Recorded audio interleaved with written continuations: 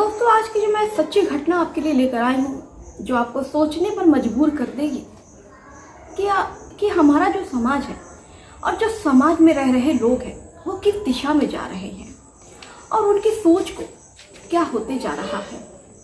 ऐसे ही एक शादीशुदा महिला जो अपने ही देवर के साथ चक्कर चलाने लगती है और जो उसका देवर होता है वो उससे दूध मांगता, भाभी उसको खीर देती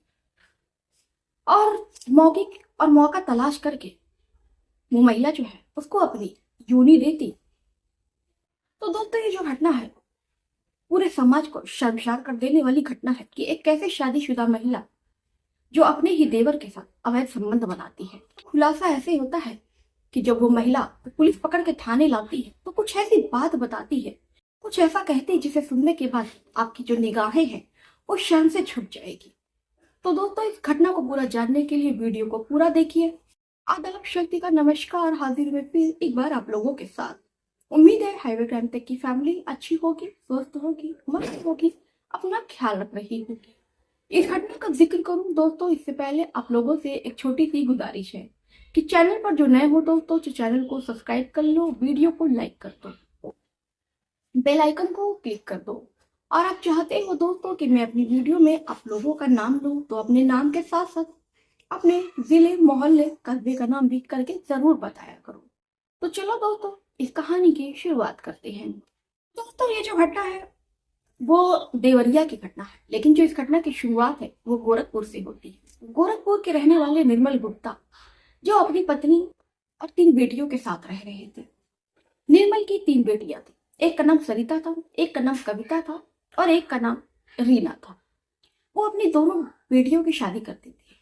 अब इधर जो सरिता थी सबसे छोटी लड़की, तो जाहिर सी बात है कि दोनों बेटियों की शादी हो गई थी। तो सरिता को माँ बाप जो थे वो बेहद प्यार करते हैं, लेकिन प्यार करने का नतीजा कुछ ऐसा निकलेगा ये कभी भी निर्मल गुप्ता नहीं सोचती है। निर्मल की जो पत्नी थी शारदा, तो पेशे से वो सरकारी टीचर थी, तो ऐसे में वो अपनी बेटियों और या अपने घर पर वो ज्यादा ध्यान नहीं देती। इसी बात का फायदा जो है वो सरिता उठाती थी। सरिता की 2 बहनों की शादी हो चुकी थी और सरिता घर पर अकेली रहती। निर्मल की मेडिकल स्टोर की दुकान थी, तो निर्मल जो है वो अपने काम धंधे में व्यस्त रहते थे। अब जो इधर सरिता है वो घर पर सारा दिन अकेली रहती। माँ जो है वो स्कूल पढ़ाने के लिए चली जाया करती। अब सरिता जो होती है वो तरह तरह के लड़कों से बात करती है, दोस्ती करती है। कभी दोस्तों एक लड़कों से सरिता दोस्ती नहीं करती है, उसकी बहुत सारे लड़कों से दोस्ती रहती है और वो उनको अपना बॉयफ्रेंड बनाती और उनको वो मीठी मीठी बातें कर कर वो फंसाती और उसके बाद से वो उनको अपने घर पर बुलाती। तो जाहिर सी बात है दोस्तों कि अगर कोई लड़की किसी लड़के को घर पर बुला रही है तो जाहिर सी बात है कि चाय नाश्ता करने के लिए तो बुला नहीं रही है। सरिता जो है वो अपने दोस्तों को घर बुलाती है। सरिता अपने दोस्तों को घर बुलाकर उनके साथ रंगरलियां मनाती है।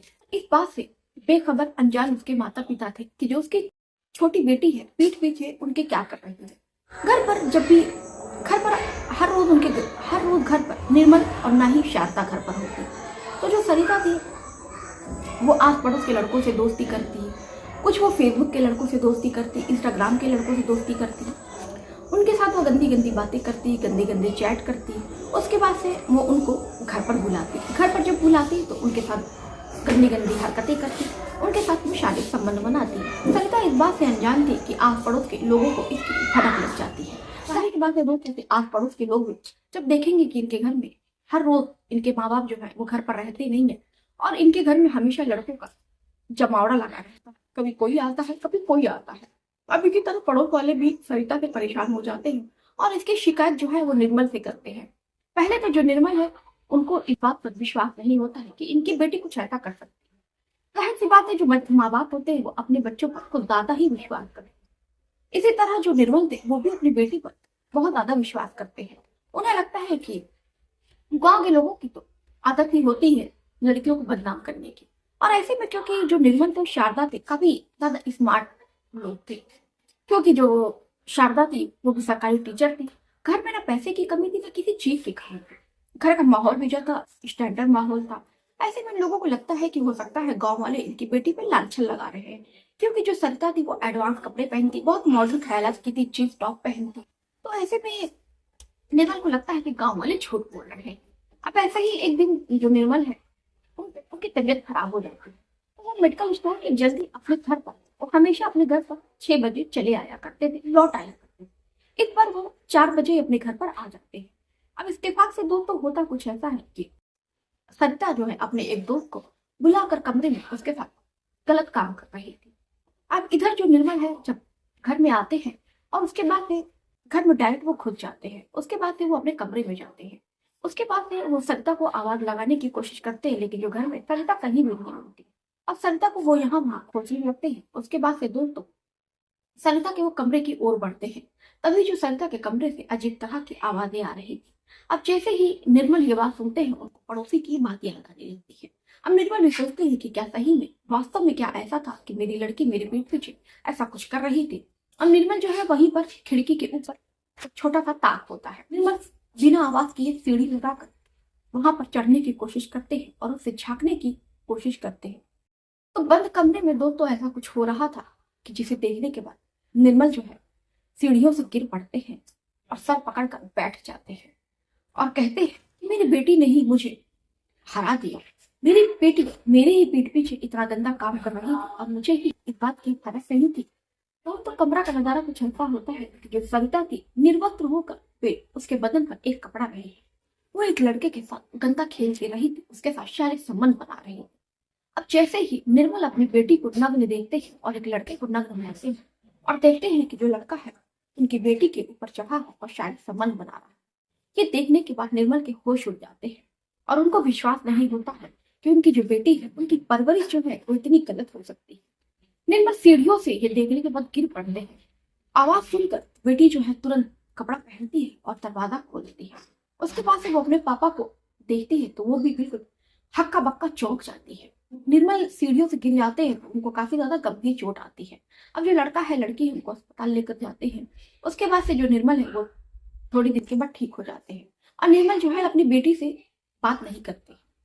इधर ये जो बात है शारदा को पता चलता है, शारदा भी अपनी बेटी से अब बात नहीं करती है और जो निर्मल और शारदा मिलकर फैसला करते हैं कि वो सरिता की शादी जल्द से जल्द कर देगी। अब इसी गुस्से में निर्मल और जो शारदा होते हैं अपनी बेटी के लिए एक लड़का खोजते हैं। हालांकि सरिता शादी करने के लिए तैयार नहीं, लेकिन उसके बाद निर्मल जो शारदा होते हैं वो सीधे साफ कह देते हैं, अगर तुमको शादी नहीं करनी है, मेरी बात नहीं माननी है, तो तुम मेरे घर से इसी वक्त यहाँ से निकल जाओ। अब सरिता के पास कोई भी चांस या मौका नहीं होता है कि वो अपने माँ बाप की बात नहीं माने।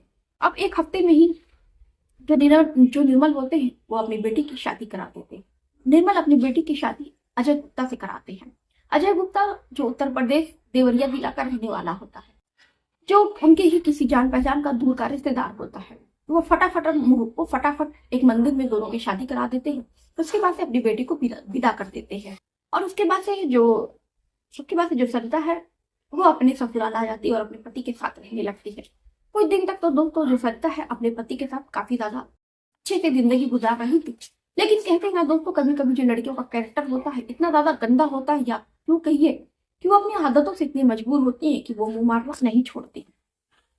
अब ऐसे में दोस्तों ये जो सरिता थी, सरिता को जो देवर था जिसका नाम रवि होता है, रवि दिखने में बेहद खूबसूरत था और उसकी जो बॉडी थी वो बॉडी बिल्डर, वो जिम करता था और वो जिमर था। तो ऐसे में रवि की बॉडी जो थी बहुत ज्यादा सुडौल थी और एकदम 6 फुट का था। जो सरिता का देवर होता है वो सुबह उठता और सुबह उठकर जब वो नहाता और जो उसकी भाभी है उसका नंगा बदन देखती, उसकी बॉडी देखती, तो कहीं ना कहीं उसके मन में ये लालसा जगती कि कैसे वो अपने देवर के साथ ही शारीरिक संबंध बनाए। जब भी उसका देवर नहाता, सरिता जो है अपने देवर पे ही गंदी नजर डालती, अपने देवर को नहाता देखती। धीरे धीरे जो सरिता है उसकी जो नीयत है वो और भी ज्यादा गंदी होती जाती है। वो अपने देवर के पास पहुंचती है और अपने देवर से कहती है, देवर जी कहिए तो हम आपकी पीठ मल दे। अब देवर को भी लगता है कि भाभी जो है ये भाभी ही है, भाभी तो माँ समान होती है, तो कहता है ठीक है भाभी जरा मेरी पीठ पीछे की मल दो। अब जो भाभी होती है वो देवर की पीठ मलने लगती है और भाभी जब अपने देवर की पीठ सहलाती है तो कहीं ना कहीं उसे बहुत ज्यादा उत्तेजना होती है। वो अपने देवर के करीब जाने की बहुत ज्यादा कोशिश करती है और देखते देखते जो सरिता है वो अपने देवर के इतने ज्यादा करीब जाती है कि अपने ही देवर को नहलाते नहलाते उसके अंगों को सहलाने लगती है। उसके बाद से तो देवर जो था वो भी, उसकी उम्र थी 19 साल की, तो ऐसे में वो भी कोई छोटा मोटा बच्चा नहीं था कि वो ये समझ ना सके कि जो उसकी भाभी है आखिर में क्या करना चाह रही है और उसकी भाभी की नीयत क्या है। देवर जो था सोचता है कि जब भाभी ऐसा मौका दे रही है तो ऐसे मौका ऐसा मौका चूकना नहीं चाहिए। अब जब सरिता ही अपने देवर के साथ ऐसा करती है तो देवर जो था, जो लड़का था, वो भी भला पीछे हटने वालों में से कहाँ ही था। अब वो भी मजाक मजाक में अपनी भाभी के ऊपर हाथ रख दिया करता, कभी उनके जांघों पर हाथ रख दिया करता, कभी उनकी छाती को सहलाने लगता। अब उसके पास से जो सरिता है वो और ज्यादा उत्तेजित हो जाती। एक दिन दोस्तों, सरिता के घर पर हर कोई शादी में गया हुआ था और सरिता इसी शायद मौके की तलाश में थी। अब वो रवि को फोन करती है और कहती है, रवि मेरी तबीयत खराब है, तुम घर पर आ जाओ। अब रवि भी शायद इसी मौके की तलाश में था।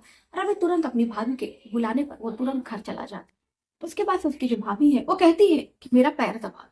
अब पैर दबाते दबाते जो रवि होता है वो अंगों को सहलाने लगता है और उसके टांगों को वो दबाने लगता है। टांग दबाते दबाते वो उसके प्राइवेट पार्ट तक पहुंच जाता है और उसके प्राइवेट पार्ट को सहलाने लगता है। अब जो सरिता होती है और ज्यादा उत्तेजना में भर जाती है। उसके बाद से दोस्तों, यहीं से भाभी और देवर का शारीरिक संबंध बनाने का सिलसिला एक बार शुरू होता है तो कभी भी खत्म नहीं होता है। अब सरिता हमेशा अपने देवर के साथ शारीरिक संबंध बनाती। जब भी उसको मौका मिलता वो अपने पति से छुप छुपा कर अपने देवर के कमरे में जाती और रात भर उसके साथ ये गंदा खेल खेलती। लेकिन कहते ही ना दोस्तों, ये जो गंदा खेल होता है, गंदे खेल का अंजाम जो है गंदा ही होता है। ऐसा ही एक दिन इसकी जो भनक है उसके पति को लग जाती है। को ढूंढते ढूंढते अपने भाई के कमरे में पहुंचता है तो देखता है कि उसके कमरे से अजीब अजीब आवाजें आ रही हैं। अब वो समझ जाता है। उसके बाद से वो अंदर झांकने की कोशिश करता है तो खिड़की खुली रहती है, तो खिड़की से देखता है कि उसकी जो पत्नी है उसके ही छोटे भाई के साथ शारीरिक संबंध बना रही है। ये देखने के बाद से दोस्तों, सरिता के पति को इतना ज्यादा गुस्सा आता है कि जो सरिता का पति है वो अपनी पत्नी को कुल्हाड़ी से ले जाकर वो काट देता है। चारों तरफ हाहाकार मच जाता है, शोर मच जाता है, चीखने चिल्लाने की आवाजें आने लगती हैं। मोहल्ले के लोग भी जाग जाते हैं। उसके बाद से हर कोई अजय के घर में जाता है। उसके बाद से हर कोई ये नजारा देख दंग रह जाता है। तुरंत एक पड़ोसी वाले ने पुलिस को फोन करके ये सारी सूचना दी। मौके पर पुलिस पहुंचती है और अजय को गिरफ्तार करके थाने लाकर पूछताछ करती है। तो अजय जो है बताता है कि उसने अपनी पत्नी की हत्या क्यों की। अब जो पुलिस है, चाहे उसने गुस्से में किया, लेकिन उसने हालांकि किसी का खून किया था, तो पुलिस जो है 302 के तहत मुकदमा दर्ज करके अजय को जेल भेज देती है। और उसके बाद से दोस्तों, ये जो अजय का हत्या खेलता हुआ परिवार था वो बिखर जाता है। तो ये थी आज की घटना। तो देखा ना दोस्तों, समाज में कैसे कैसे लोग हो गए हैं और समाज में आजकल क्या हो रहा है। अवैध संबंधों का जो सिलसिला है दोस्तों, ये जो शुरू हुआ है, ऐसा लग रहा है लोग रिश्तों की मर्यादा भूल गए हैं। तो दोस्तों, ये थी आज की घटना। इस घटना पर आपकी जो भी राय होगी कमेंट में करके अपनी राय दोस्तों जरूर बताइएगा। तो दोस्तों चलिए मिलते हैं फिर ऐसे ही किसी और घटना के साथ।